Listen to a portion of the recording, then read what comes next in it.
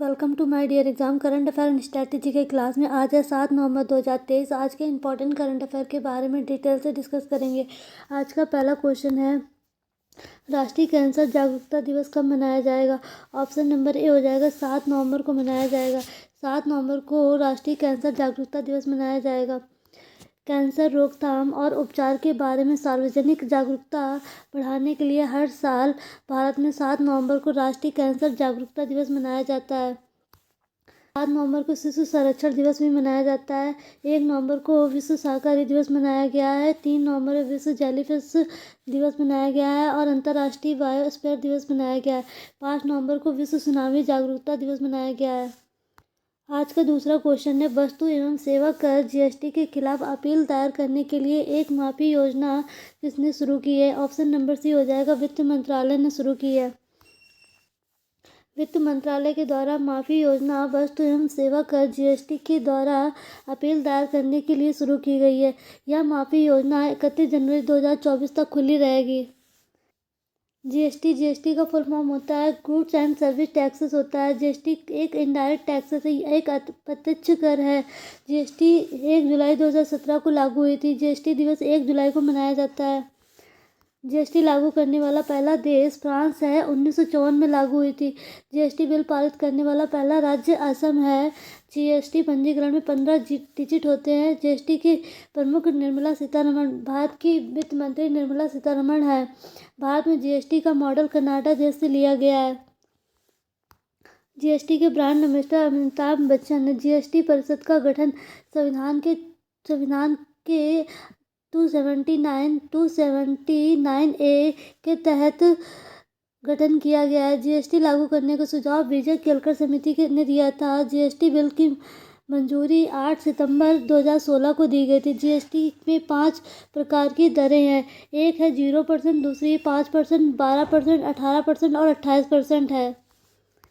तीसरा क्वेश्चन है, किस देश के राजा जिग्मे केसर नामग्याल वांगचुक भारत की 8 दिन की यात्रा पर आए हैं। ऑप्शन नंबर ए हो जाएगा भूटान देश के राजा जिग्मे केसर नामग्याल वांगचुक भारत की 8 दिन की यात्रा पर आए हैं।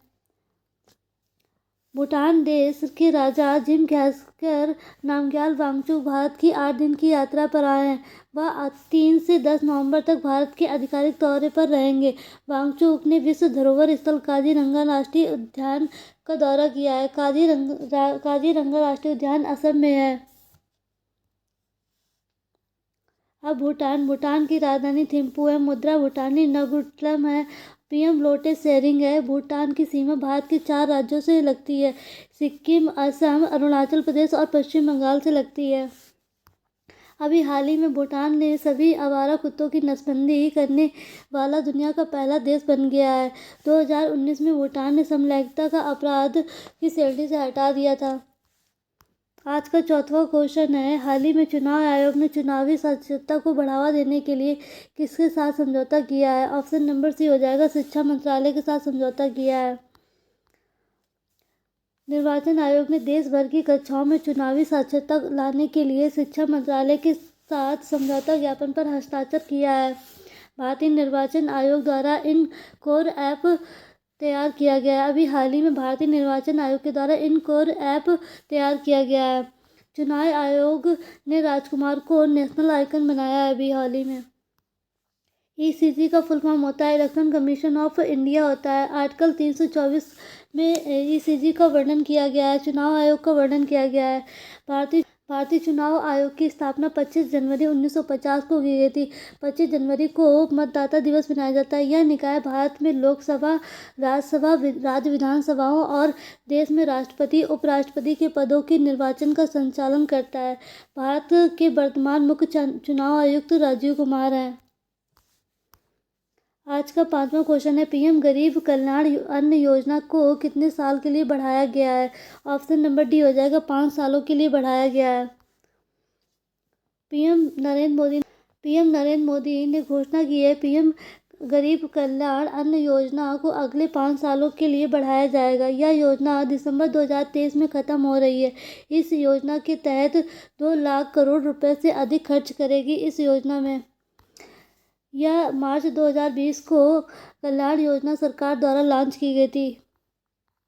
आज का छठा क्वेश्चन है, भारत और किस देश ने श्रमिकों और छात्रों की आवाजाही को सुविधाजनक बनाने के लिए समझौते पर हस्ताक्षर किया है? ऑप्शन नंबर ए हो जाएगा इटली। भारत और विदेश मंत्री एस जयशंकर और इटली के उप प्रधानमंत्री और विदेश मंत्री एंटोनियो तंजानी ने रोम में भारत और इटली के रणनीतिक साझेदारी पर गहरा करने के लिए चर्चा की है। अब इटली एक यूरोपियन देश है। इटली की राजधानी रोम है। राष्ट्रपति सार्जो मैट्रेला है। प्रधानमंत्री जियो जॉर्जिया मेलोनी है और मुद्रा वहाँ की यूरो है। आज का सातवां क्वेश्चन है, भारतीय नौसेना ने किस समुद्री गश्ती विमान को रिटायर किया है?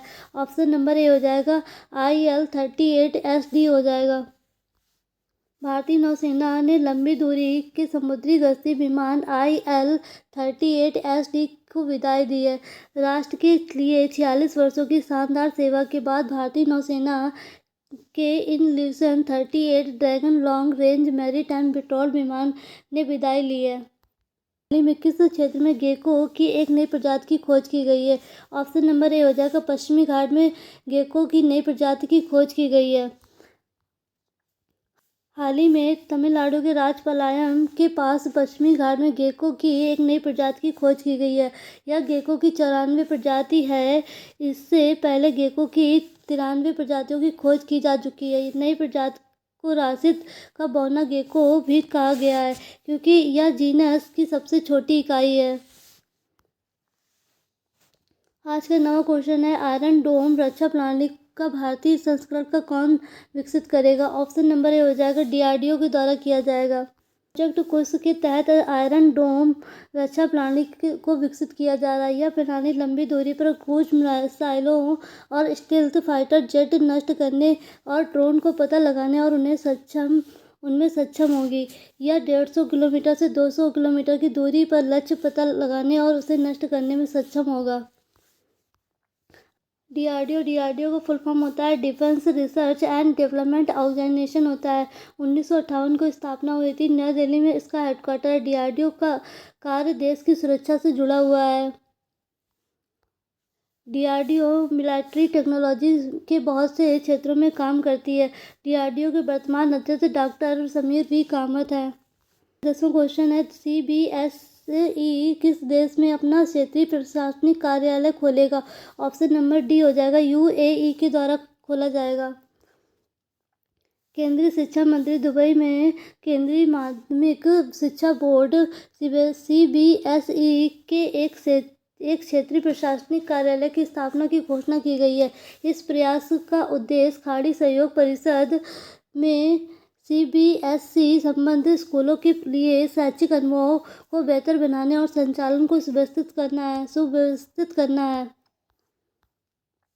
CBSE का फुल फॉर्म होता है central board of secondary education होता है। यह भारत में सार्वजनिक और निजी स्कूलों के लिए एक राष्ट्रीय स्तर पर शिक्षा बोर्ड है। 2 जुलाई 1929 को स्थापना हुई थी। इसका हेडक्वार्टर न्यू दिल्ली में है। यह शिक्षा मंत्रालय के अधीन कार्य करता है। आज का 11वां क्वेश्चन है, हाल ही में किस राज्य सरकार ने दक्षिण कोरिया के साथ आर्थिक सहयोग समझौते पर हस्ताक्षर किया है? ऑप्शन नंबर बी हो जाएगा उड़ीसा राज्य के साथ किया है।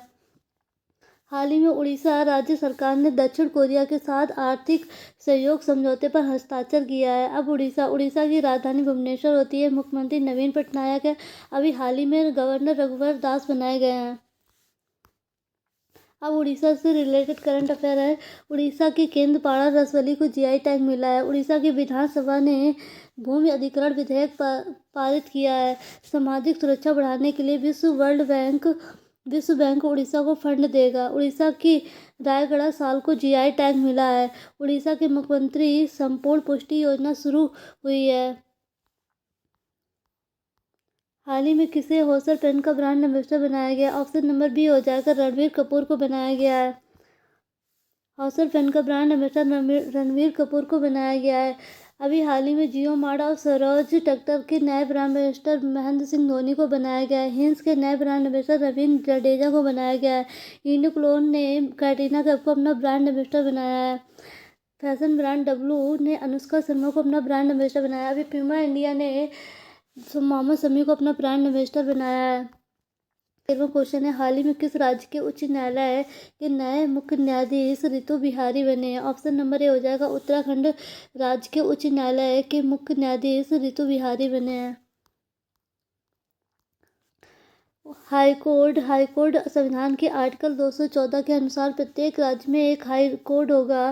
भारतीय संविधान के अनुसार उच्च न्यायालय राज्य न्यायपालिका का सर्वोच्च न्यायालय है। भारत में कुल 25 हाई कोर्ट हैं। आज का 14वां क्वेश्चन है, हाल ही में किसे सशस्त्र बल न्यायाधिकरण के अध्यक्ष के रूप में नियुक्त किया गया है? ऑप्शन नंबर बी हो जाएगा राजेंद्र मेनन को नियुक्त किया गया है। सशस्त्र बल न्यायाधिकरण के अध्यक्ष जस्टिस राजेंद्र मेनन ने सशस्त्र बल न्यायाधिकरण की सभी 10 क्षेत्रीय पीठों के लिए वीडियो कॉन्फ्रेंस द्वारा सुनवाई का उद्घाटन किया है।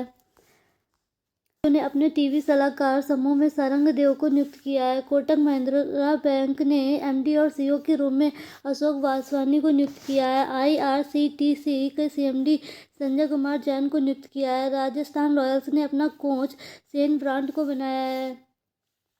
राज्य कृषि मूल आयोग का अध्यक्ष पासा पटेल को नियुक्त किया गया है। आज का 15वां क्वेश्चन है, वनडे क्रिकेट में सचिन तेंदुलकर के 49 शतक के रिकॉर्ड की बराबरी करने वाले बल्लेबाज कौन बने हैं? ऑप्शन नंबर ए हो जाएगा विराट कोहली बने हैं। वनडे क्रिकेट में सचिन तेंदुलकर के 49 शतक के रिकॉर्ड की बराबरी करने वाले बल्लेबाज विराट कोहली बने हैं। विराट कोहली ने साउथ अफ्रीका के खिलाफ 49 शतक बनाया है। ऐसा करने वाले भारत के पहले और दुनिया के तीसरे बल्लेबाज बने हैं। हाल ही में Mohammed Shami one day world cup इतिहास में भारत के लिए सबसे ज़्यादा विकेट लेने वाले गेंदबाज बने हैं। अब आज के सवाल, हाल ही में किस क्षेत्र में गेको की एक नई प्रजाति की खोज की गई है? हाल ही में चुनाव आयोग ने चुनावी साक्षरता को बढ़ाने के लिए किसके साथ समझौता किया है? इन दोनों क्वेश्चन के आंसर आपको कमेंट बॉक्स में डिटेल से लिखना है। आज की इस क्लास की वीडियो हमारे टेलीग्राम ग्रुप से डाउनलोड कर सकते हैं। हमारे टेलीग्राम ग्रुप का लिंक इस वीडियो के डिस्क्रिप्शन में दे दिया गया है।